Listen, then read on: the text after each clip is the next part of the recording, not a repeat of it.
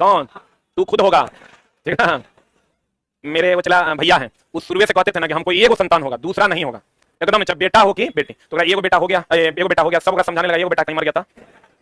फिर उसको चाह बात ठीक है कह रहा है, उसकी पत्नी बोली नहीं, अगर मर गया तो हमारा काम देगा, हमारे वातावरण बचाने का हमें ठिका मिला है, पॉपुलेशन बचाने का हम ही एगो ठिका लिए हैं। तो बोला नहीं, एगो और होने दो, एगो और होने दो। तो एगो का हो गया, फिर बेटी, फिर बोला नहीं बेटे हो गया दूगो, फिर अगल बगल के लोग सलाह दिया नहीं, घर में अगर लक्ष्मी नहीं आई तो फिर क्या है, फिर एक बार और, फिर एगो बेटे हो गया।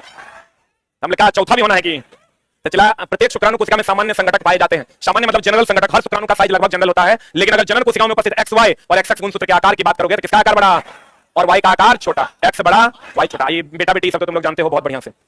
अब देखो शुक्राणु की तरह अंडाणु भी एकल कोशिका का बना होता है। किसका बना होता है? अब परख नली शिशु में निषेचित निषेचन बाहर तथा विकास अंदर। ये चला क्या होता है? टेस्ट ट्यूब बेबी जानते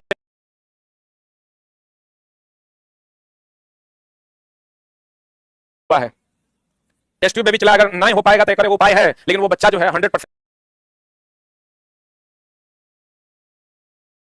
सिद्ध नहीं होता, कोनो दिन कोपचाम चल जाएगा। लेकिन लेकिन लेकिन अब उसमें बहुत सारा सुधार हुआ है, तो सुनते हैं क्या होता है। ठीक ठाक टेस्ट ट्यूब बेबी जो होता है चला, उसमें निषेचन होता है बाहर, स्पर्म ले लिया जाएगा, शुक्राणु तुम्हारा ले लेगा, अंडाणु ले लेगा और उसको मिला के एक जगह इंप्लांट कर देगा। तो विकास बड़ा है और वाई का आकार छोटा है। ये सब क्वेश्चन मिलेगा नहीं, बेटा बेटी के जन्मता है यही मिलेगा सब जगह। लेकिन कौन सा क्रोमोसोम बड़ा है और कौन सा क्रोमोसोम छोटा है? कौन सा? एक्स बड़ा है और वाई छोटा है। कौन बड़ा है?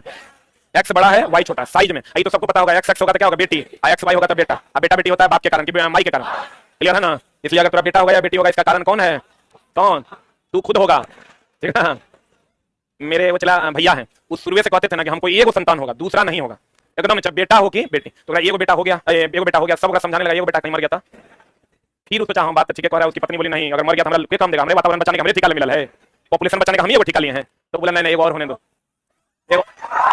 एगो और होने दो। तो एगो का हो गया, फिर बेटी, फिर बोला नहीं बेटे हो गया दूगो, फिर अगल बगल के लोग सलाह दिया नहीं, घर में अगर लक्ष्मी नहीं आई तो फिर क्या है, फिर एक बार और, फिर एगो बेटे हो गया। हमने कहा चौथा भी होना है कि तो चला। प्रत्येक शुक्राणु कोशिका में सामान्य संघटक पाए जाते हैं। सामान्य मतलब जनरल संघटक, हर शुक्राणु का साइज लगभग जनरल होता है, लेकिन अगर जनरल कोशिकाओं में उपस्थित एक्स वाई और एक्स एक्स गुणसूत्र के आकार की बात करोगे तो किसका आकार बड़ा और वाई का आकार छोटा, एक्स बड़ा वाई छोटा। ये बेटा बेटी सब तो तुम लोग जानते हो बहुत बढ़िया से। अब देखो शुक्राणु की तरह अंडाणु भी एकल कोशिका का बना होता है। किसका बना होता है? अब परख नली शिशु में निषेचित निषेचन बाहर तथा विकास अंदर। ये चला क्या होता है? टेस्ट ट्यूब बेबी जानते हो, तो एकरा चला कहते हैं टेस्ट ट्यूब बेबी।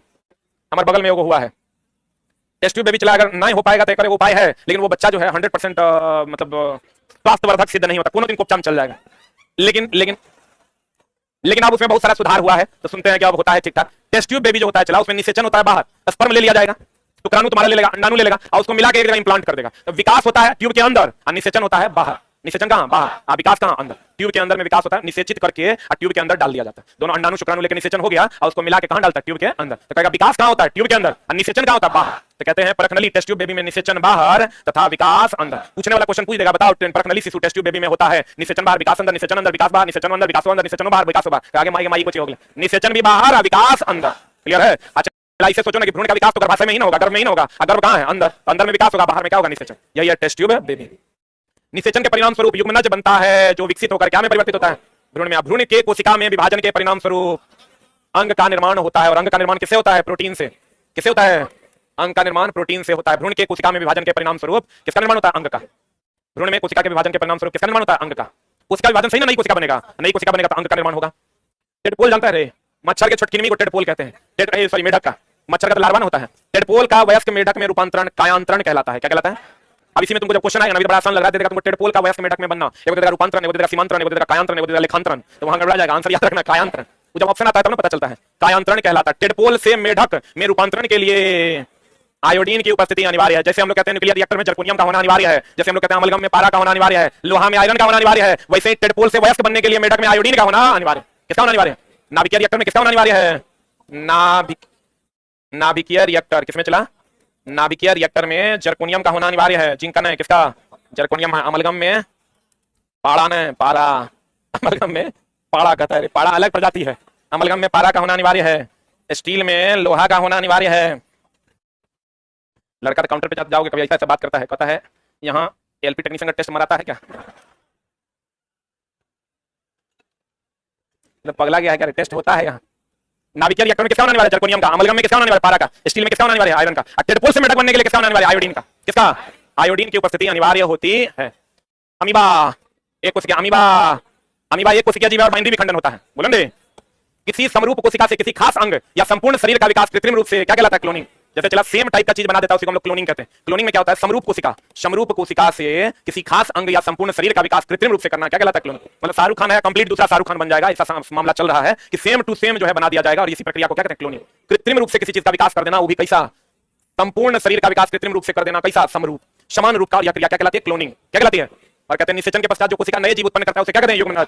किशोरावस्था टीनेजर कहते हैं। और किशोरावस्था की पहचान किसके द्वारा होती है? किसके द्वारा रे? आवाज के द्वारा। पूछा हुआ एनसीईआरटी का क्वेश्चन है। किशोरावस्था की आवाज की पहचान किसके द्वारा होती है? आवाज के द्वारा। जैसे तुम किशोर हो गया मतलब आवाज अपने तौर पर खड़ा हो जाएगा, छेड़ी रहेगा तो प्यारा प्यारा आवाज निकलेगा। ये क्वेश्चन एनसीईआरटी में है। किशोरावस्था की पहचान, टीनेजर, जुवेनालिया, बोलेंगे इंग्लिश में कहते हैं जुवेनाइल। जुवेनाइल जस्टिस स्पोर्ट्स सुना है? जो 18 साल से कम वाला होता है। तो कहता है किशोरावस्था को क्या कहते हैं? टीनेजर। और टीनेजर से इंग्लिश वर्ड है चला। अब पहचान किशोरावस्था का किससे होता है? आवाज से। एनसीईआरटी का आवाज से, आवाज से, ऊंचाई से, मोटापे से। किससे होता है? आवाज से। क्योंकि छोटो बच्चा लंबा होता है, कम उम्र का है लेकिन लंबा हो जाता है, और कम उम्र का है मोटा जाता है। लंबाई और मोटाई से नहीं होता। किससे होता है? आवाज। लड़कों का बढ़ता हुआ स्वरयंत्र को एडम्स एप्पल कहते हैं। Very very important. लड़कों का बढ़ता हुआ स्वरयंत्र क्या कहलाता है? क्या कहलाता है? एडम्स एप्पल के नाम से जानता है। ये तो जानता होगा चला। ब्रिसन पुरुष में टेस्टोस्टेरोन, अंडाशय में एस्ट्रोजन। ये सही है ना? एड्रेनलिन हार्मोन रक्त में नमक की मात्रा को नियंत्रित करता है। Very very important. इसी को चला लरो या उड़ो हार्मोन कहते हैं रे, लेकिन जान लो ये किसकी मात्रा को नियंत्रित करता है? नमक की मात्रा। किसकी मात्रा को? इसका संबंध सीधा हार्टबीट से है। किससे चला?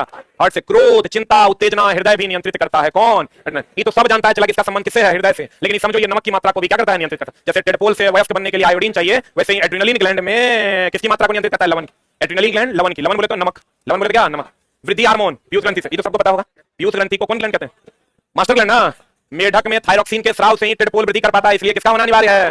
टेडपोल में जो वृद्धि होता है थायरॉक्सिन के कारण। थायरॉक्सिन तो पता है किससे आता है? आयोडीन से। किससे आता है? कहता है पत्तीदार सब्जी, गुड़, मांस इत्यादि। लोहा प्रचुर मात्रा में। हम लोग अभी तक क्या जानते थे? चला पालक में लोहा। किसमें लोहा? लेकिन अभी जानो गुड़ में भी लोहा, मांस में भी लोहा। मांस में सबसे अधिक कार्बोहाइड्रेट, मांस में सबसे अधिक क्या? कार्बोहाइड्रेट। पत्तीदार सब्जी जो पालक वगैरह है उसमें तो लोहा पाया ही जाता है। बोलेंगे कहते हैं पत्तीदार सब्जी, गुड़, मांस, इस समय क्या पाया जाता है?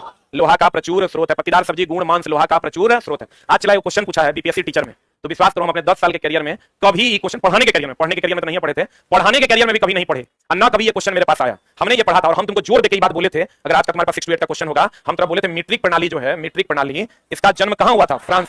ये क्वेश्चन आज का बीपीएससी टीआरई का क्वेश्चन है। आज का 31 नंबर जो पॉइंट है तुम्हारा, ये rare of the rarest point है।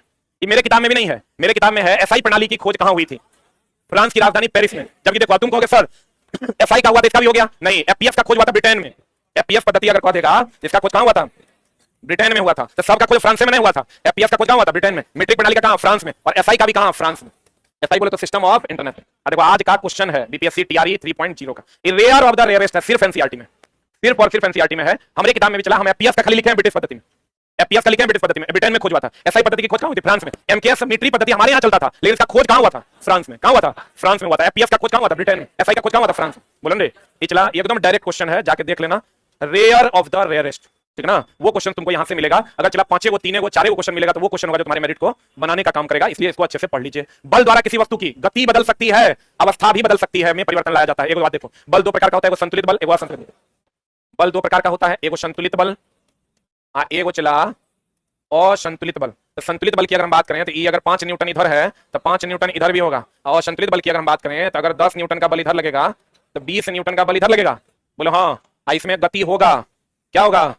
गति होगा। इसमें चला गति नहीं होगा, गति नहीं होगा, लेकिन अधिक होने पर अवस्था बहुत ज्यादा, इधर से 3000 न्यूटन, 3000 न्यूटन फट जाएगा, तो अवस्था बदलेगा। रुक जा रुक जा रुक जा रुक जा रुक जा, ध्यान से समझना। चला बल कितने प्रकार का? एक संतुलित बल, एक और संतुलित। संतुलित बल 5 न्यूटन इधर, 5 न्यूटन इधर, तो संतुलित हो गया। अब 10 न्यूटन इधर, 20 न्यूटन इधर, और संतुलित हो गया। बोलो हाँ, इसमें गति होगा, इसमें अवस्था, इसमें चला गति होगा ना। जिधर ज्यादा बल होगा उधर गति हो जाएगा। तुमको ना संतुलित बल कह रहा है ना असंतुलित बल कह रहा है, दोनों में से कुछ नहीं कह रहा है, खाली क्या कह रहा है? बल। इसका मतलब बल अगर लगेगा तो गति में भी परिवर्तन होगा और अवस्था भी बदल जाएगा।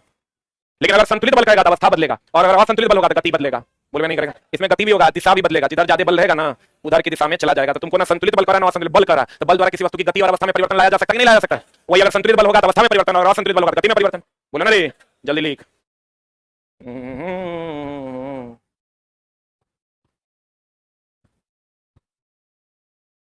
हो गया? पीडीएफ कहां मिलेगा? पीडीएफ डाल दिया गया है टेलीग्राम में। हो गया? अरे हुआ। आइए और क्वेश्चन आज पूछा है, घर्षण जो है वो ऊष्मीय ऊर्जा में, घर्षण में क्या होता है, गति जो है वो ऊष्मा में बदल जाता है। पढ़े हो, स्प्रिंग में कौन ऊर्जा होता है, ये क्वेश्चन पूछा है। और क्या क्या एकदम क्वेश्चन चला, एकदम नॉर्मल नॉर्मल क्वेश्चन पूछा, विटामिन B12 साइनोकोबालामीन, ये क्वेश्चन पूछा है। घर्षण हमेशा गति के, इसमें कोई डाउट ना है। आज जो क्वेश्चन पूछा है वो पूछा है कि घर्षण में किसमें चला, घर्षण में गति जो है वो किसमें बदल जाता है, ऊष्मा में। गति किसमें बदल जाता है, ऊष्मा। घर्षण में गति किसमें बदलता है, ऊष्मा में। ये आज का क्वेश्चन है बीपीएससी टीआरई 3.0 का। गति किसमें बदल जाता है, ऊष्मा में। घर्षण में गति किसमें बदल जाता है, ऊष्मा में। गुरुदेव ब्रेकअप हो गया, मूव ऑन नहीं कर पा रहे हैं, स्टडी में मन नहीं लग रहा है। भगवान तुम्हारी आत्मा को शांति दे। हाँ। चुंबक द्वारा लगाया गया बल बताओ, और संपर्क बल है कि संपर्क बल है, और संपर्क, बिना संपर्क के ही ना बल लग जाता है, लेकिन चला घर्षण बल संपर्क बल है। पूछेगा घर्षण बल कौन बल है, संपर्क बल है। देख लो, चुंबक बिना संपर्क के भी बल लगा लेगा, लेकिन घर्षण बल कौन बल है, संपर्क बल। चुंबक द्वारा लगाया गया बल एक और संपर्क बल है, लेकिन घर्षण कौन बल है, संपर्क बल। द्रव अथवा गैस बर्तन की दीवार पर क्या डालता है, कोई द्रव या गैस जो बहने वाला है, बर्तन की दीवार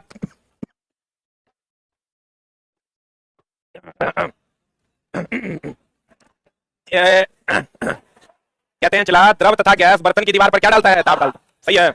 और F बराबर तुम जानता होगा, चला में जानता है रे, लेकिन F बराबर तो ये भी जानो, संवेग में परिवर्तन, संवेग में परिवर्तन बटा समय। इसमें चला हम हर वो पॉइंट 700 पॉइंट तुम्हारे जीवन में ऐड होगा जहां जहां कंफ्यूजन होता है, या जिसको जिसको पढ़ना, कम से कम 500-550 पॉइंट ऐड हो जाएगा। 100-200 पॉइंट चलो उल्टा पुल्टा है, सीधा साधा है तो छोड़ देते हैं। 500 लाइन तो तेरा मच्छर और कीट में अंतर तेरा समझ में आ जाएगा, वाष्प उत्सर्जन और वाष्पीकरण में अंतर तेरा समझ में आ जाएगा। बताओ what is answer, what is answer. द्रव और गैस बर्तन की दीवार पर क्या लगाता है, दाब। और द्रव और गैस का जो दाब है, इसको नापने के लिए हम लोग वेंचुरी मीटर का प्रयोग करते हैं। किसका प्रयोग करते हैं, वेंचुरी मीटर। इसका द्रव और गैस का जो दाब है, इसको नापने के लिए हम लोग वेंचुरी मीटर का प्रयोग करते हैं। वेंचुरी मीटर किसके सिद्धांत पर काम करता है, बर्नौली के सिद्धांत पर काम करता है। बर्नौली का सिद्धांत प्रमेय किसके सिद्धांत पर काम करता है, ऊर्जा संरक्षण के सिद्धांत पर काम करता है।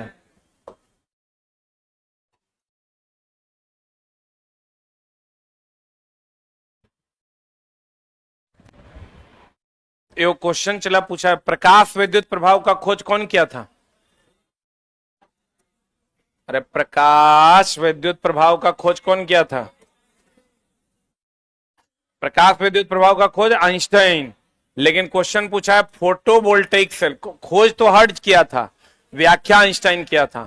फोटोवोल्टेइक सेल, फोटोवोल्टेइक सेल का खोज बैक्वेरेल किया था। कौन किया था, चला बैक्वेरेल किया था। ये क्वेश्चन आज एक नया टाइप का पूछा है, फोटोवोल्टेइक सेल का खोज कौन किया था, बैक्वेरेल, एडवर्ड बैक्वेरेल। द्रव तथा गैस बर्तन के दीवार पर दाब डालते हैं। वेंचुरी मीटर जो है द्रव और गैस के प्रवाह की दर को नापता है, और ये बर्नौली के सिद्धांत पर है। और यह किसके संरक्षण पर आधारित है, ऊर्जा संरक्षण। किसके संरक्षण, ऊर्जा संरक्षण पर आधारित है। सतह के बीच अनियमितता का कारण क्या है, घर्षण। सही है ना। घर्षण किसमें बदल जाता है, ऊष्मा में। घर्षण में गति करने पर किसमें बदल जाता है, ऊष्मा में। सतह अनियमित है, इसका कारण क्या है, घर्षण। तरल द्वारा लगाया गया घर्षण बल को क्या कहते हैं, कर्षण। याद रखना चला, तरल जो घर्षण लगाता है उसको हम क्या कहते हैं, कर्षण, या उसी को श्यानता भी कहते हैं।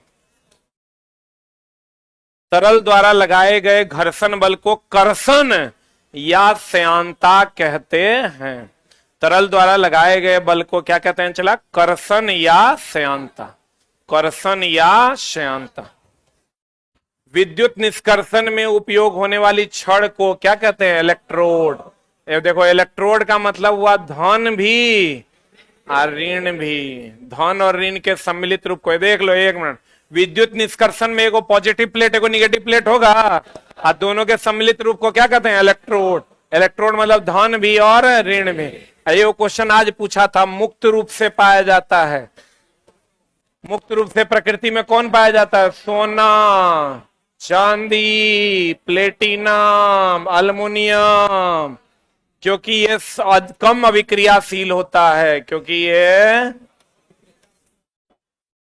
कम अभिक्रियाशील होता है। बीपीएससी टीआरई का आज का क्वेश्चन है, आज का क्वेश्चन है।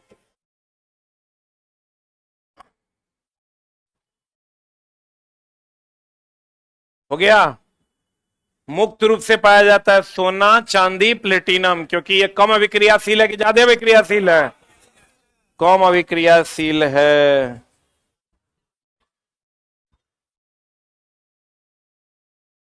कब तक क्लास चलेगा?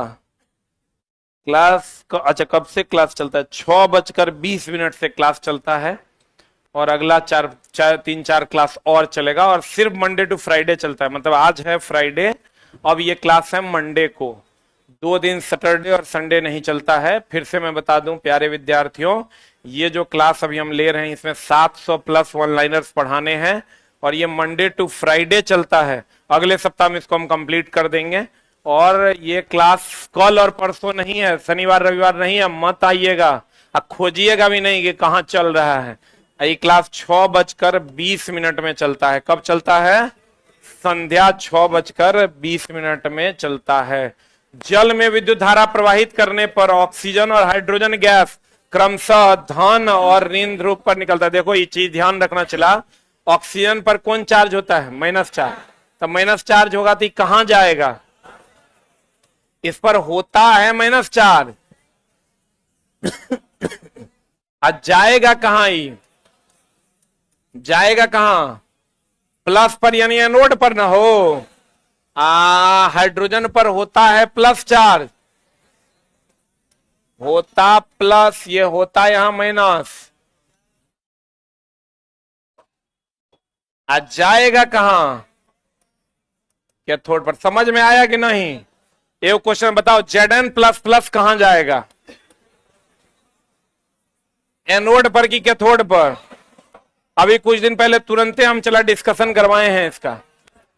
चला हम तुम बोल लो, ये वही पॉइंट है इसमें। 600 प्लस वैसा पॉइंट है जो तुमको नहीं पता है या जिसमें दिक्कत होगा, इसलिए इसको एकदम ग्रहण कर लो। ऑक्सीजन पर होता क्या है? -4, लेकिन ये जाएगा किस पर? प्लस पर, यानी एनोड पर। हाइड्रोजन पर होता है प्लस चार्ज, जाएगा किस पर? कैथोड पर। हमको लगता है जिंक वाला क्वेश्चन अभी हम रिसेंटली 1-2 दिन में डिस्कशन करवाए, कल रात में 9:20 वाला क्लास में ना। अच्छा, जिनको ऑब्जेक्टिव पढ़ना है हमसे डेली, वो आप 9:20 में, संडे टू संडे हम आते हैं पढ़ाने। संडे टू संडे एकदम फ्री क्लास है, आप यूट्यूब पर आकर पढ़ सकते हैं। डेली 9:20 शाम में 20 क्वेश्चन हम डेली पढ़ाते हैं, 40 से 50 मिनट। अगर आप आ पाते हैं तो जरूर आइए, हम आपको कोशिश करेंगे अच्छे अच्छे प्रश्न सिखा दें। गौर फरमाइएगा। चला, जकरा पर माइनस चार्ज होगा वो रहेगा किस पर? प्लस पर। और जकरा पर प्लस चार्ज होगा वो जाएगा किस पर? माइनस पर। तो जिंक अभी कल का क्वेश्चन है, कल रात का, कि Zn प्लस प्लस जो है इस पर होता है प्लस चार्ज। तो ये प्लस चार्ज मतलब ये एनोड है, आई जाएगा किस पर? कैथोड पर। बोलो ना रे, प्लस जाएगा माइनस पर, माइनस जाएगा प्लस पर। क्लियर है? तो क्वेश्चन कहता है इसी में दे देगा, चला 2 को दे देगा, कहेगा क्रम से बताइए क्या होता है। कहता जल से विद्युत धारा प्रवाहित करने पर ऑक्सीजन और हाइड्रोजन, तो ऑक्सीजन पर होता है माइनस, तब माइनस जाएगा किस पर? प्लस पर। और हाइड्रोजन पर होता है प्लस, कहां जाएगा? माइनस। समझ में आया कि नहीं? बताओ रे।